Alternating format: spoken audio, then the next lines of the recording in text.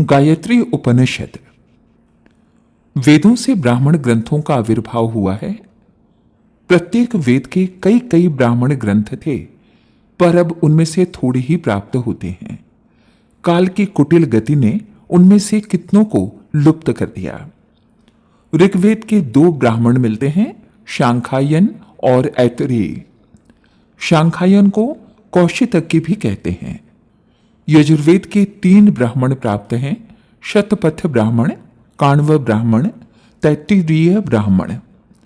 सामवेद के 11 ब्राह्मण उपलब्ध हैं, आर्षेय ब्राह्मण, जैमिनी आर्षेय ब्राह्मण, संहितोपनिषद ब्राह्मण, मंत्र ब्राह्मण, वंश ब्राह्मण, साम विधान ब्राह्मण, षड विंश ब्राह्मण, दैवत ब्राह्मण, तांडेय ब्राह्मण, जैमिनीय ब्राह्मण, जैमिनीय उपनिषद ब्राह्मण। अथर्ववेद का केवल मात्र एक ब्राह्मण मिलता है, जिसका नाम गोपथ ब्राह्मण है। गोपथ की 31 से लेकर 38 तक 8 कंडिकाएं गायत्री उपनिषद कहलाती हैं। इनमें मैत्रेय और मौदगल्य के परस्पर विवाद के उपाख्यान द्वारा गायत्री का महत्वपूर्ण रहस्य समझाया गया है। साधारण शब्दार्थ के अनुसार बुद्धि प्रेरणा की प्रार्थना ही गायत्री का तात्पर्य है, परंतु इस उपनिषद में ब्रह्म विद्या एवं पदार्थ विद्या से संबंध रखने वाले कई रहस्यों पर प्रकाश डाला गया है। अथ गायत्री उपनिषद। एतद्धस्म एतद्विद्वांसम् एकादशाक्षमो मौद्गल्यं ग्लावो मैत्रेयो भ्याजगामो। एकादशाक्ष मौदगल्य के समीप ग्लाव मैत्रेय आए। स तस्मिन् ब्रह्मचर्यं वसतो विज्ञायो वाच किंस्विन्मर्यादा अयं तन् मौद्गल्योऽध्येति यदस्मिन् ब्रह्मचर्ये वसतीति। मौदगल्य के ब्रह्मचारी को देखकर और उसे सुनाकर ग्लाव ने उपहास उड़ाते हुए कहा, मौदगल्य अपने इस ब्रह्मचारी को क्या पढ़ाता है, अर्थात कुछ नहीं पढ़ाता है। तद्धि मौद्गल्यस्यान्ते वासी शुश्राव स आचार्याय व्रज्या चचष्टे। मौदगल्य के ब्रह्मचारी ने इस बात को सुनकर अपने आचार्य के पास जाकर कहा, दुरधियानम वा अयम भवन्तमवोचद्यो अयमद्यातिथिर्भवति। जो आज अतिथि हुए हैं, आपको उन्होंने मूर्ख कहा है। किम सौम्य विद्वानिति। क्या वो विद्वान हैं? मौदगल्य ने पूछा। त्रीन वेदान ब्रूते भो इति। हाँ, वे तीनों वेदों के प्रवचन करता हैं, शिष्य ने कहा। तस्य सौम्य यो विस्पष्टो विजिगीषोन्ते वासी तन्मे वयेति। हे सौम्य, उसका जो विद्वान सूक्ष्मदर्शी तथा विजय चाहने वाला शिष्य हो, तुम उसे मेरे पास ले आओ। तमा जुहाव तमभ्युवाचा साविति भो इति। तब वो उसे बुला लाया और बोला, वे ये हैं।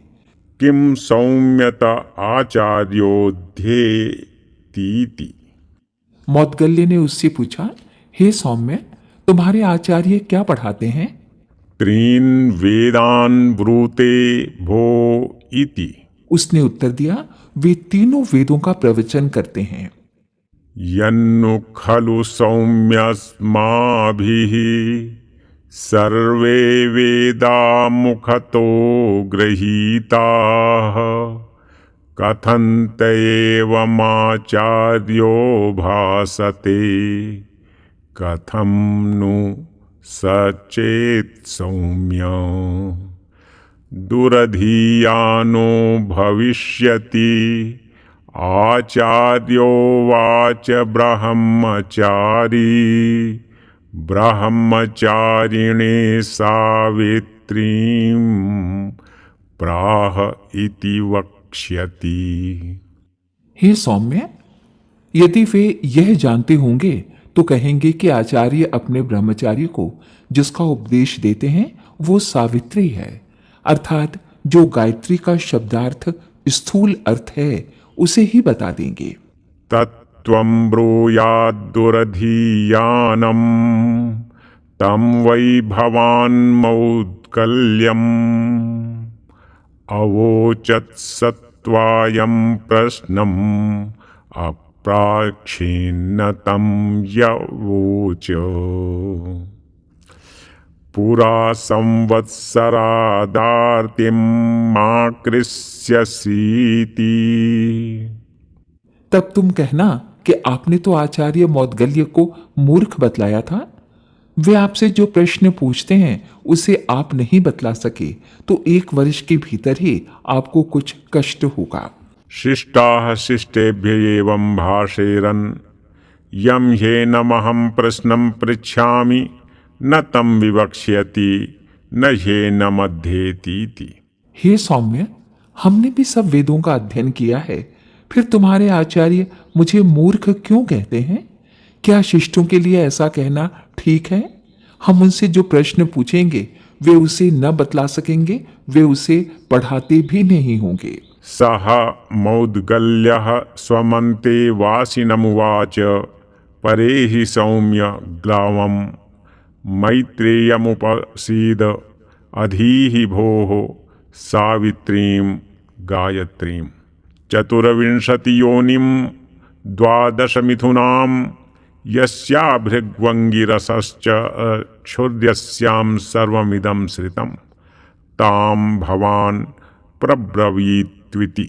गोपथ ब्राह्मण पूर्वार्ध अध्याय 1 श्लोक संख्या 31। तब उन मौद्गल्य ने अपने ब्रह्मचारी से कहा कि हे सौम्य, तुम जाओ, ग्लाव मैत्रेय के समक्ष उपस्थित होकर कहो कि 12 मिथुन तथा 24 योनि वाली भृगु और अंगिरा जिसके नेत्र हैं तथा जिसके आश्रित ये सब हैं, उस सावित्री गायत्री को हमें पढ़ाइए। इस कंडिका में मौद्गल्य ने मैत्रेय से गायत्री का रहस्य पूछवाया है। साधारण अर्थ तो सभी जानते हैं कि इस मंत्र में परमात्मा से ये प्रार्थना की गई है कि वे हमें सद्बुद्धि की प्रेरणा दें। ऐसे मंत्र तो श्रुति स्मृतियों में अनेक भरे पड़े हैं जिसमें इसी प्रकार की या इससे भी उत्तम रीति से बुद्धि विवेक आदि के लिए प्रार्थनाएं की गई हैं। फिर गायत्री में ही ऐसी क्या विशेषता है जिसके कारण उसे वेद माता कहा गया और समस्त श्रुति क्षेत्र में इतना महत्व दिया गया? इसका कोई ना कोई बड़ा कारण अवश्य होना चाहिए। मौद्गल्य ने उसी रहस्य एवं कारण को मैत्रेय से पूछवाया। स तत्रा जगाम यत्रेतरो बभूव तं ह पप्रच्छ सः न प्रतिपेदे। मौद्गल्य का शिष्य मैत्रेय के पास आया। उसने उनसे पूछा किंतु वे उसका उत्तर नहीं दे सके। तं होवाच दुर्धीयानं तं वै भवान् मौद्गल्यमवोचत्स त्वायं प्रश्नमप्राच्छिन्न तं यवोचः पुरा संवत्सरादार्तिमाकृष्यसीति। उसने कहा, आपने मौद्गल्य को मूर्ख कहा था। उन्होंने जो आपसे पूछा आप उसे नहीं बतला सके, इसलिए 1 वर्ष में आपको कष्ट होगा। सः मैत्रेयः स्वानन्ते वासिन उवाच यथार्थं भवन्तो यथा गृहं यथा मनो विप्रसृज्यन्तां दुर्धीयानं वा अहं मौद्गल्यमवोचं समायं प्रश्नमप्राक्षीन्न तं व्यवोचं तमुपैष्यामि शांतिं करिष्यामि इति। तब मैत्रेय ने अपने शिष्यों से कहा, अब आप लोग अपनी अपनी इच्छानुसार अपने अपने घरों को लौट जाइए। मैंने मौद्गल्य को मूर्ख कहा था, पर उन्होंने जो कुछ पूछा है मैं उसे नहीं बतला सका हूं। मैं उनके पास जाऊंगा और उन्हें शांत करूंगा। सह मैत्रेयः प्रातः समित्पाणिं मौद्गल्यमुपसादासावाग्रहं भो मैत्रेयः।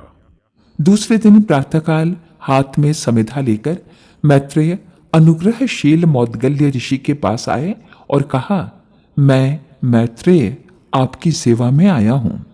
किमर्थमिति? किस लिए? उन्होंने पूछा। दुर्धीयानं वा अहं भवन्तमवोचं त्वं मायं प्रश्नमप्राक्षेर्न तं व्यवोचं त्वामुपैष्यामि शांतिं करिष्यामीति। मैत्रेय ने कहा, मैंने आपको मूर्ख कहा था। आपने जो कुछ पूछा उसे मैं नहीं बता सका। अब मैं आपकी सेवा में उपस्थित होऊंगा और आपको शांत करूंगा।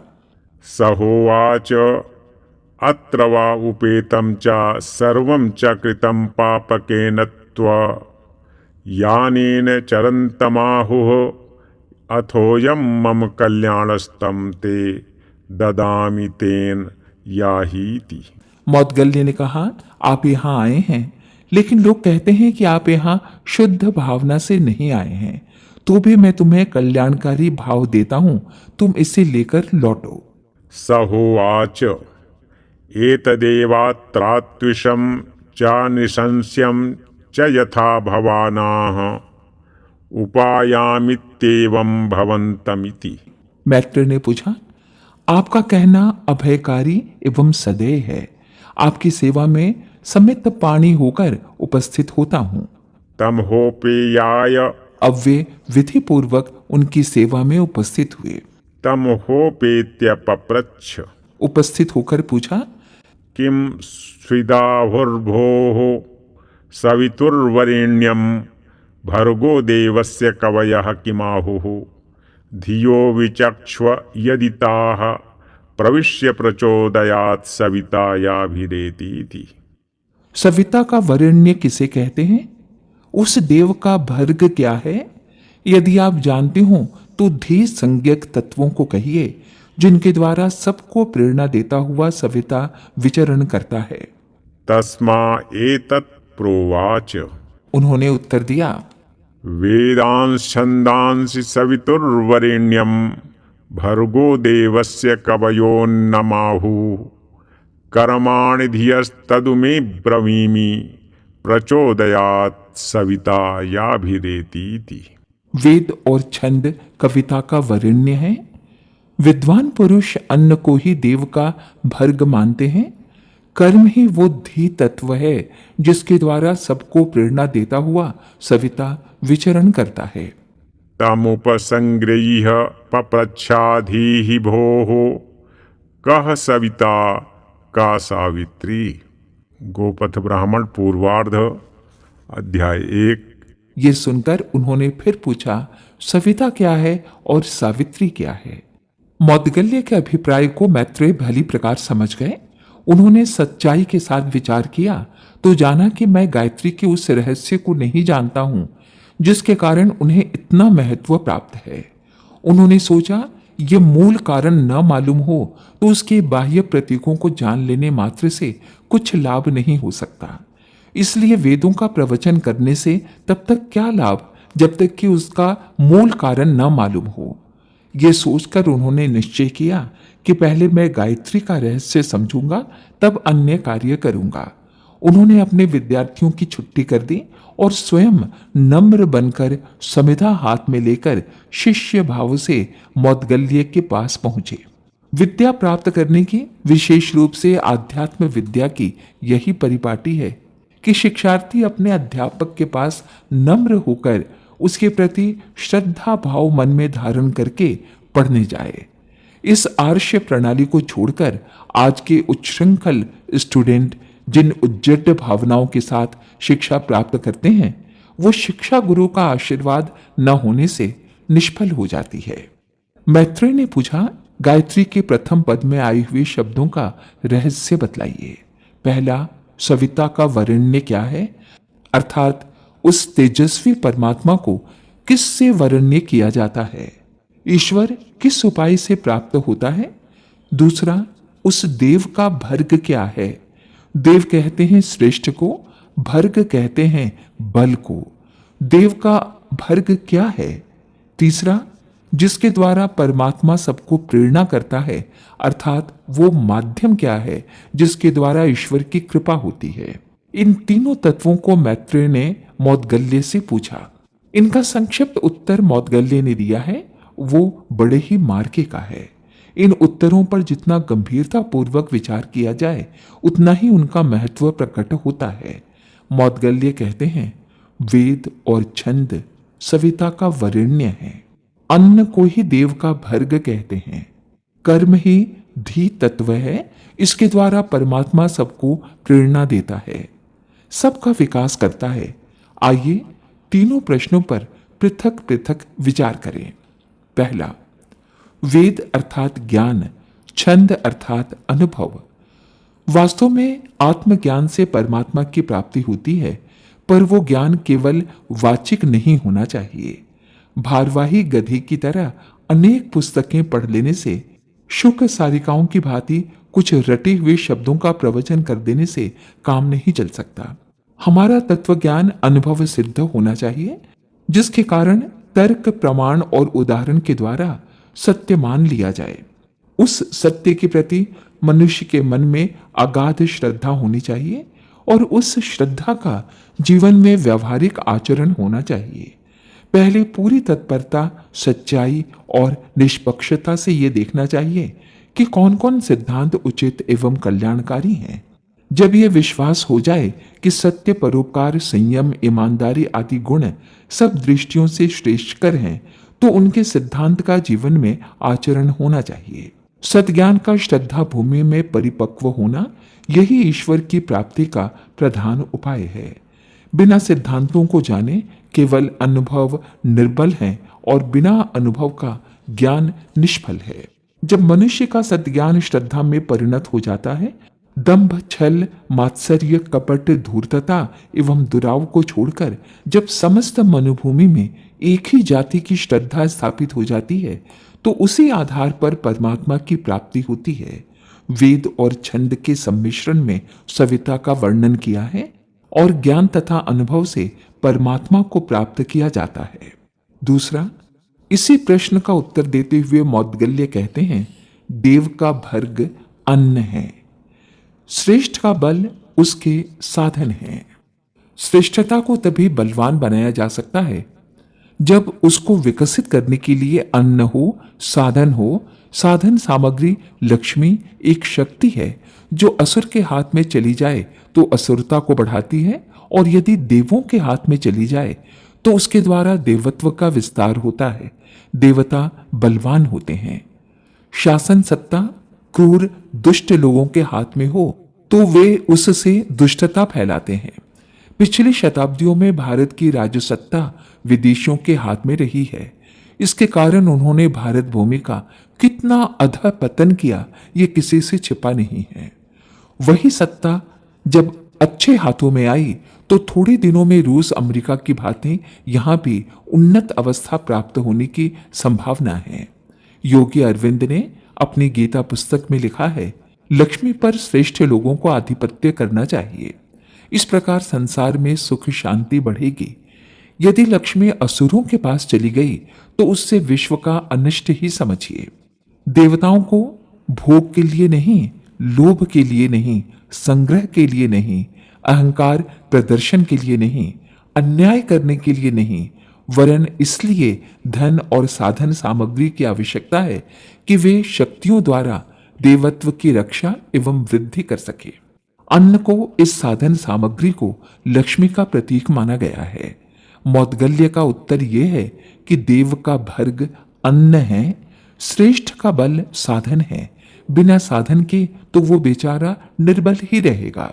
मौद्गल्य का तीसरा उत्तर यह है कि कर्म ही धी तत्व है, इसी के द्वारा परमात्मा सबका विकास करता है। ये नितांत सत्य है कि परमात्मा की कृपा से सबका विकास होता है। परमात्मा सबको ऊपर की ओर, उन्नति की ओर प्रेरित करता है, पर यह भी जान लेना चाहिए कि उस प्रेरणा का रूप है धी। धी अर्थात वो बुद्धि जो कर्म के लिए प्रेरणा, प्रोत्साहन देती है और कर्म करने में लगा देती है। परमात्मा की जिस प्रकार की कृपा होती है उसी प्रकार की बुद्धि प्राप्त होती है। किसी मनुष्य पर परमात्मा की कृपा है या नहीं, इसकी पहचान करनी हो तो वो इस प्रकार से हो सकती है कि वो मनुष्य उत्साहपूर्वक, तन्मयतापूर्वक, श्रम, जागरूकता और रुचि के साथ कार्य करता है या नहीं। जिसका स्वभाव इस रुचि का है, समझना चाहिए कि इनको विकसित करने के लिए परमात्मा ने इन्हें धी तत्व प्रदान किया है। कितने ही व्यक्ति आलसी, निकम्मे, हरामखोर होते हैं। निराशा जिन्हें घेरी रहती है, काम को आधे मन से अरुचिपूर्ण बेगार भुगतने की तरह करते हैं। जरा सा काम उन्हें पहाड़ मालूम होता है, थोड़े से श्रम में भारी थकान अनुभव करते हैं। ऐसे लोगों को धी तत्व से रहित समझना चाहिए। ये प्रत्यक्ष है कि ईश्वर की कृपा पात्र नहीं है। कर्म प्रेरक बुद्धि के अभाव में वे दुर्भाग्यग्रस्त ही होंगे। मौदगल्य का ये कथन गंभीर और सत्य है। इसके बारे में दो मत नहीं हो सकते। भाग्य का रोना रोने वाले, तकदीर को कोसने वाले, अपनी त्रुटि का दोष किसी दूसरे ज्ञात अज्ञात पर थोप कर झूठा मन संतोष भले ही कर लें, पर वस्तु स्थिति यही है कि उन्होंने ईश्वर की कृपा को प्राप्त नहीं किया। यह कृपा हर किसी के लिए सुलभ है, हर किसी के अपने हाथों में है। धी तत्वों को, कर्मशीलता को अपनाकर हर कोई ईश्वरीय कृपा और उन्नति का अधिकारी बन सकता है। परमात्मा अपनी कृपा से किसी को वंचित नहीं रखता। मनुष्य ही दुर्बुद्धि के कारण उसका परित्याग कर देता है। मन एव सविता वाक् सावित्री यत्र ह्येव मनस्तद्वाक् यत्र वै वाक् तन्मन इति एते द्वे योनि एकम मिथुनम। मन सविता है, वाक गायत्री। जहां मन है वहां वाक है, जहां वाक है वहां मन। ये दोनों दो योनि और एक मिथुन है। अग्निरेव सविता पृथिवी सावित्री यत्र ह्येवाग्निस्तत्पृथिवी यत्र वै पृथिवी तदग्निरिति एते द्वे योनि एकम मिथुनम। सावित्र्योपनिषद। अग्नि सविता है, पृथ्वी सावित्री। जहां अग्नि है वहां पृथ्वी है, जहां पृथ्वी है वहां अग्नि है। ये दोनों दो योनि तथा एक मिथुन है। वायुदेव सविता अंतरिक्षम सावित्री यत्र ह्येव वायुस्तदंतरिक्षम यत्र वा अंतरिक्षम तद्वायुरिति एते द्वे योनि एकम मिथुनम। वायु सविता है, अंतरिक्ष सावित्री है। जहां वायु है वहां अंतरिक्ष है, जहां अंतरिक्ष है वहां वायु है। ये दोनों दो योनि और एक मिथुन है। आदित्य एव सविता द्यौः सावित्री यत्र ह्येवादित्यस्तद्यौः यत्र वै द्यौस्तदादित्य इति एते द्वे योनि एकम मिथुनम। आदित्य सविता है, द्यो सावित्री। जहां आदित्य है वहां द्यो है, जहां द्यो है वहां आदित्य है। ये दोनों दो योनि और एक मिथुन है। चंद्रमा एव सविता नक्षत्राणि सावित्री यत्र ह्येव चंद्रमास्तन्नक्षत्राणि यत्र वै नक्षत्राणि तच्चंद्रमा इति एते द्वे योनि एकम मिथुनम। चंद्रमा ही सविता है, नक्षत्र सावित्री है। जहां चंद्रमा है वहां नक्षत्र है, जहां नक्षत्र है वहां चंद्रमा है। वे दोनों दो योनि और एक मिथुन हैं। आहरेव सविता रात्रिः सावित्री यत्र ह्येवाहस्तद्रात्रिः यत्र वै रात्रिस्तदहरिति एते द्वे योनि एकम मिथुनम। दिन सविता है और रात्रि सावित्री है। जहां दिन है वहां रात्रि है, जहां रात्रि है वहां दिन है। ये दो योनि और एक मिथुन है। उष्णमेव सविता शीतम सावित्री यत्र ह्येवोष्णं तच्छीतम यत्र वै शीतम तदुष्णमिति एते द्वे योनि एकम मिथुनम। उष्ण सविता है, शीत सावित्री। जहाँ उष्ण है वहाँ शीत है, जहाँ शीत है वहाँ उष्णता है। ये दोनों दो योनि और एक मिथुन है। अभ्रमेव सविता वर्षम सावित्री यत्र ह्येवाभ्रम तद वर्षम यत्र वै वर्षम तद भ्रमिति एते द्वे योनि एकम मिथुनम। बादल सविता है और वर्षण सावित्री। जहाँ बादल है वहाँ वर्षण है, जहाँ वर्षण है वहाँ बादल है।